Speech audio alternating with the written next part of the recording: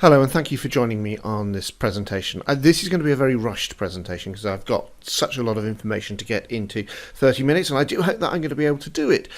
Today, this is the session on resolving problems in growing systems, and really I want to look at 5 different factors that affect system performance. I want to think about the architecture that underlies the system, the environment in which it's deployed, the way in which we can configure the system. In fact, then looking at the usage of the system, the choices made by a business, and then thinking in turns as well about how we then extend the system as well. All 5 factors affecting system performance. Right. So let's start with system architecture. What are the choices that we make here? And with system performance, system architecture, we have the reality that what we're looking at is something that is a hybrid architecture. This is something that I talk about very frequently in any of the presentations that I give.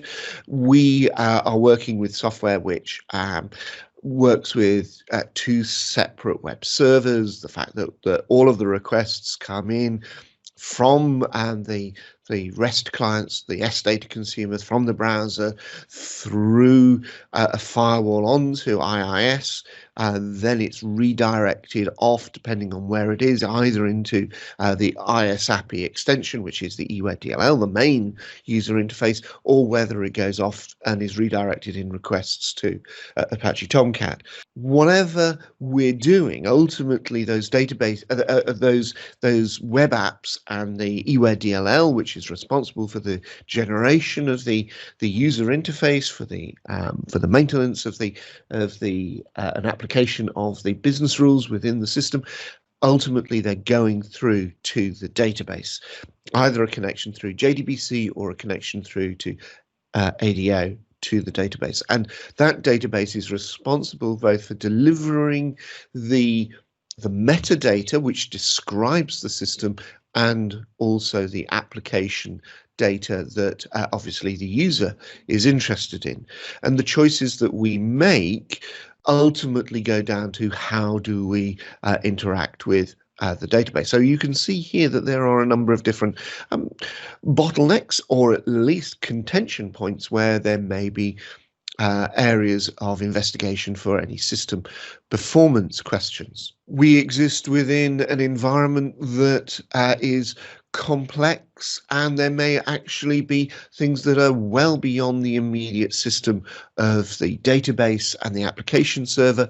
We may be having to think about issues about the network performance, and we may also be having to think about things like issues around proxy servers, or even the VPN that may actually be creating drags into the system, into the experience of the user. And as we look at all this, it's a interesting concept in the sense that I personally don't believe that there is anything called a performance problem. There's only a perceived performance problem. You can't actually say that this is a problem until somebody experiences it as a problem. And as we look at an important area of CRM, which is metadata, the interface of Sage CRM is really, really big. You've got you've got an environment that is complex screens with workflow, with different areas drawn from different database tables, all combined. And as you're working through the system, you're also looking at system prompts, controls over those, and that's the job of the metadata. Now, Sage CRM is designed in itself to be very efficient. So as metadata is needed, that's when it's called up.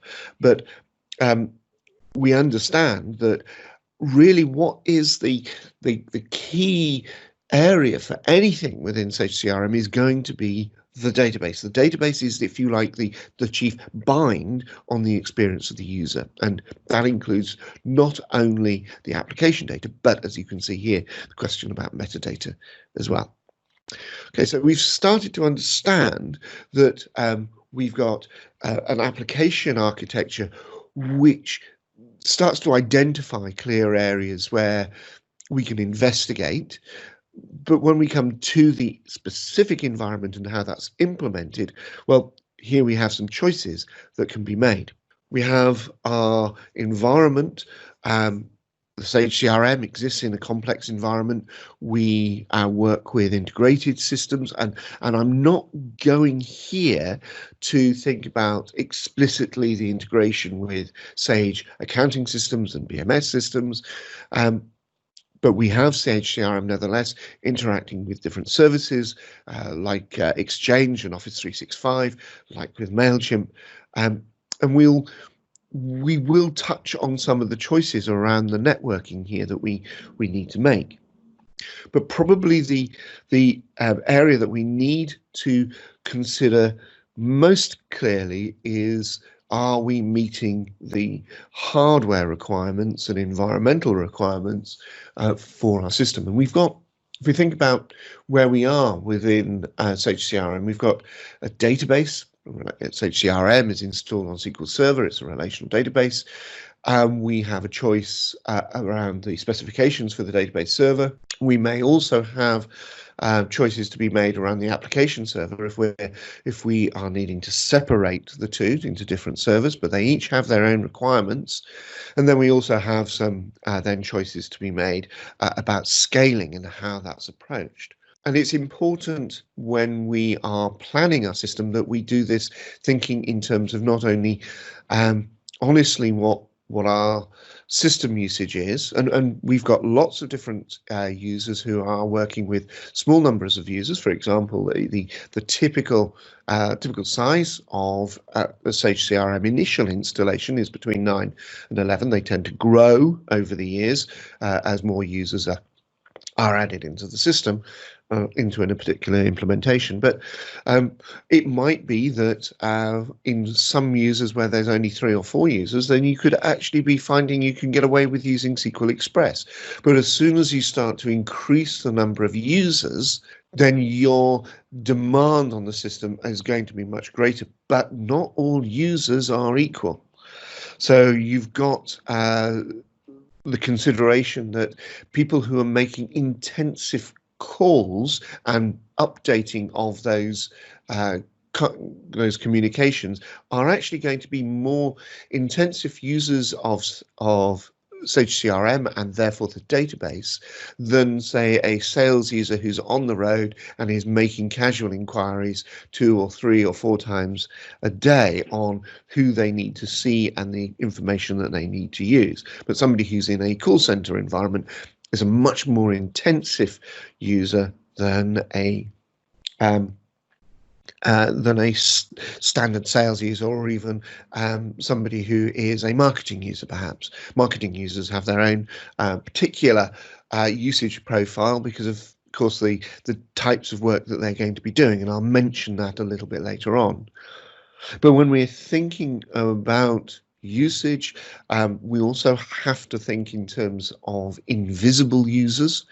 The invisible users are those who aren't really, they're not people who are, they're not people or users in the way that that you and I would consider that, but they are rather the internal operations of Sage CRM. And I think I've got some considerations of this in one of the slides. Let me go back, I think, into here. If we look on this slide again, which is the slide showing the services within the hybrid architecture, we've got things like the mail manager, like the escalation service, like the indexing server and the quick find, which are all placing a load on the system. They're all doing tasks. They're all generating out SQL transactions, and that's all placing. They act as though they are a user themselves, constantly running within the system.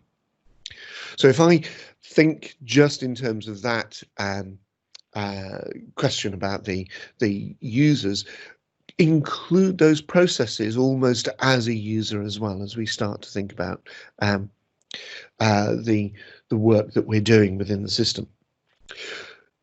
Some systems are completely different. You've got some companies which really can be a multi-million pound company and still get away with using small numbers of CRM users and still small numbers, or for example, a small accounting system like a Sage 50 environment, because that's the nature of their work. They have relatively simple in-out operations. Others are very complex and messy when it comes to the amount of data that is being interacted within the system. That's the usage profile of that particular business.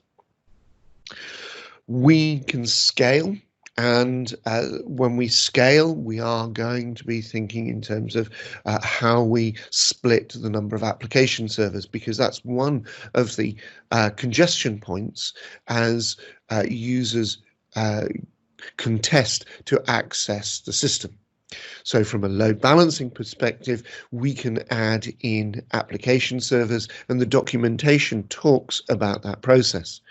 And we can actually be very, very clever in the way in which we apportion the division of different multiple servers, so we can balance out the load not just in the transactions that come into the web server requesting items, but we can actually indicate that certain services like the advanced mail manager will sit on one server, the escalation server will sit on another, and the indexing server and quick find will sit on yet another. And when we can also drive, for example, then the integration with Exchange from one of those servers as well. So we've got ways in which we can scale, and that's actually something to investigate and look up within inside the documentation. Probably when we're working in the area of the database as well. This is really much focused on the question about our database environment, not so much the multi-server environment, but the question with the database is, are we working within an area that is properly tuned? If we think about the number of users that are hitting the system, they are going to, in one system, they are going to be looking and interesting in areas that are different from another implementation. So we might actually be, one organization might be very intensive on the the opportunities table and within the communications table, and another might actually be doing far more interrogations of, for example, the case table and library. And there may be more differences in the patterns of how they're using the system, and rather than the different where they're using the system. So they could be doing far more in-out actions, that's the create, the updates and deletes, rather than simply read actions. The choices that we make in terms of usage indicate the way in which the database is going to be used, and consequently we would need to consider using tools like the SQL Server Tuning Advisor to be able to identify whether or not the workflow that we are imposing on the database is correctly reflected within the indexes of the system. So are the indexes appropriate within the database for the usage that we're putting the system? So we collect that using the SQL profiler. We can then analyze that to see how our users do this, and then we can update the indexes appropriately. But this, by the way, is not a magic wand. This is something that if you have an immediate if a customer or a site is experiencing sudden issues about user experience and performance, this is not something that you wave a magic wand and do this. This may take a few days in order to collect the appropriate amount of SQL work. And why do I say number of days? Well, if you think about the usage of a system, it's going to differ within the day itself. So there's a diurnal pattern, and then there is a weekly pattern of usage of a system as people approach this. Then you'll have questions about month end, and then you'll also have questions about year end as well, or quarter end.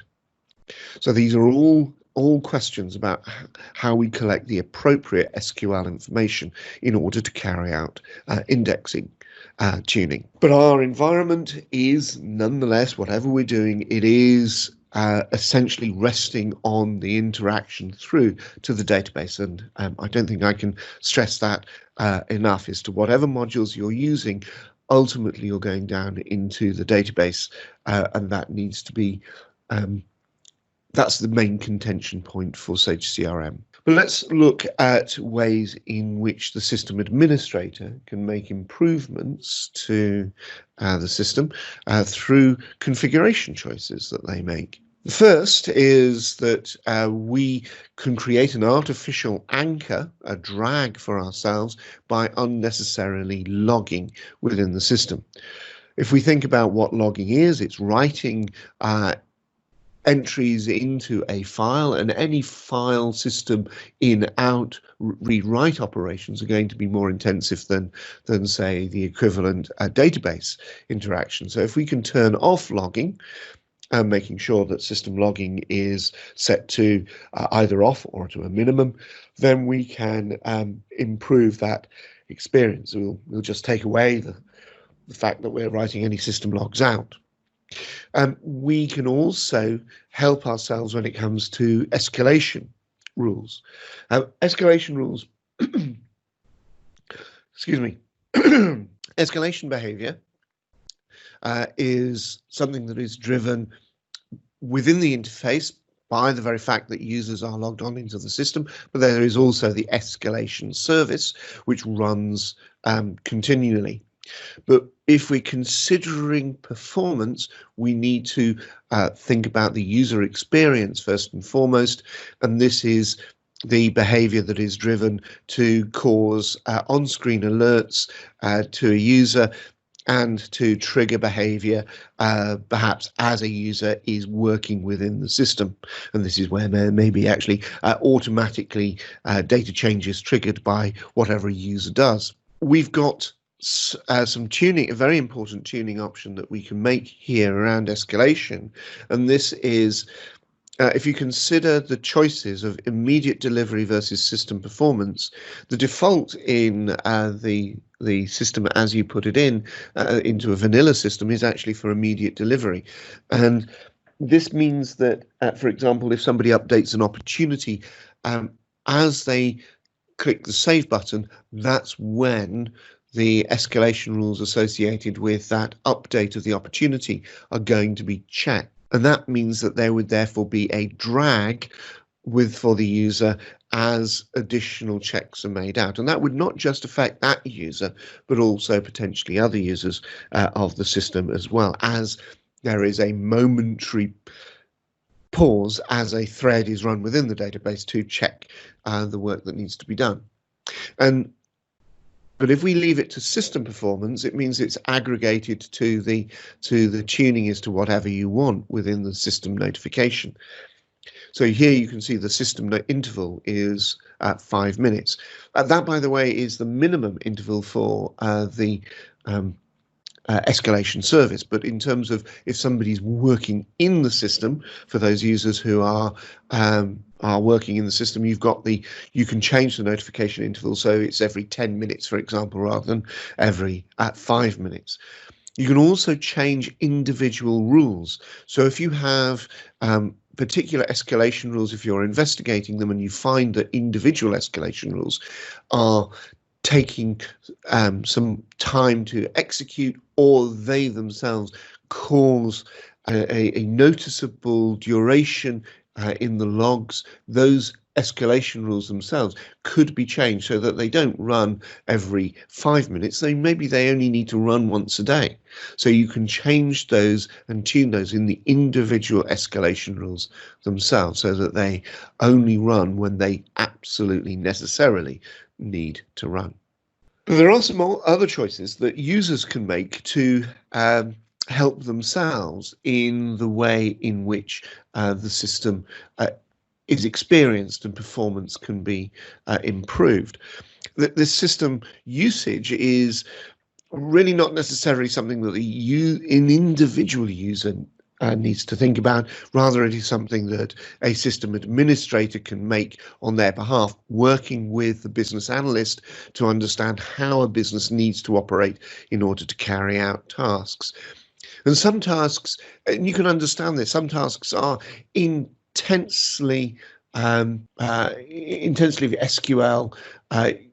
using. So you've got things like reporting, you've got things like group exports to a spreadsheet, you've got group exports or imports to MailChimp, you've actually got mail merge itself.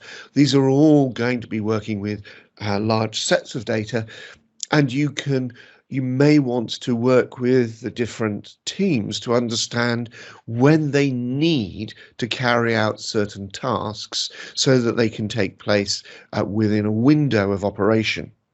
And you can even do things. There are little tricks that you can do. If you have a look on the Sage City community, you'll see that there are discussions about how you can even turn off certain category areas until and make them only available within a certain time frame. So you can actually, for example, it might be that the marketing reports aren't available until until a certain time of day. So you can actually be a little bit cunning in what you do. But if we think about the operations, imagine you're a sales or a marketing user and you're wanting to drive out a bulk mail merge. The individual mail merge themselves are noticeable in terms of the in terms of the SQL transaction that is made, because you have to and the operation that has to be made. You have to retrieve the template, you have to retrieve the data, you have to, and in the case of an HTML template, you are retrieving it from the database as well, and then you are carrying out a server operation in order to carry out the merge. And that merge has a number of factors affecting it. So the things that certainly are, if you like, the depressive factors are the number of records that are being used, the type of template that has to be loaded into memory. Are you working with, for example, a Word document or an HTML document? Are you working with, and Word documents are a little bit more intensive than HTML documents. And if you're working again with a type of merge which is a nested merge, that's going to be a little bit more intensive as well, versus the machine itself. Have you got the right processor? Have you got the right memory? And this is all to do with the hardware factors that we discussed earlier. And this is old information. This is now 8 years old information, but this is the type of factors that you can start to see in the performance of mail merge. So it starts to ramp up in terms of the tasks. And so if you're carrying out a mail merge of 2,500 company records, that's going to take some time. So that's an experience that you may want to try and segregate those activities to a time that nobody else is using the system. Otherwise, you'll get that sense of, I'm experiencing a system drag, and you want to be able to try and make sure that one user's choices are not impacting negatively the experience of other users within the system. Another area that actually this is to do with fine-tuning the experience of a user is, imagine the 9 o'clock rush as you've got lots of different users arriving in and turning on. So within a short period of time, you've got people maybe choosing to access Sage CRM, and lots of intensive SQL operations are going on. So I would make sure that your choices in terms of preferences actually narrow this down to avoid certain things. So, for example, if you're finding that everyone is using the dashboard or they're using the calendar, those are two areas of the system that are very SQL intensive. You're retrieving a lot of information. At the calendar itself, you could have thousands of hundreds of communication records that might need to be dropped into a calendar. You've got tasks, you've got the appointments that people may have, regular appointments, the everyday tasks that people have been scheduled, and you might not need to look at that straight away. So log on to something else, and then when the user wants to do it, they can switch into that. And again, the dashboard, if that dashboard contains not only lists but also reports for their control panel, this is another area that you may not want to immediately have people log on to if you're going to preserve a little bit of or try and tune the experience of system performance. So these are all little tactical things that we can do. And so we've looked at 4 of the different 5 areas that I wanted to cover in today's session. And the last one is going to be system extension. This is probably the area that is the easiest to handle, because it's implicit in the role of the developer to think in terms of how are the choices that I'm making going to impact on the experience of the user. And it is important that we are designing things for performance in terms of the scripts that we may have chosen that are loading in, the way in which we have written the ASP pages, the .NET and the web services. We can make choices that are inappropriate. We can make choices that rely on, for example, techniques that actually are not best practice. They're not. You can write code, for example, that doesn't make best use of looping. So you're instantiating objects within loops that shouldn't be instantiated. You are making repeated SQL retrievals when actually you don't need to. It could have been done with a single query, and that depends again on the types of views that are available, which in turn, from a performance perspective, goes back to the indexing that you might have within the system. When we come on to the design, there are 2 probable areas that I think that when it comes to, especially working with now when Sage CRM is deployed within the cloud environment, when we are working with systems that are very complex and disparate, then we need to think in terms of the design of our applications around SOAP.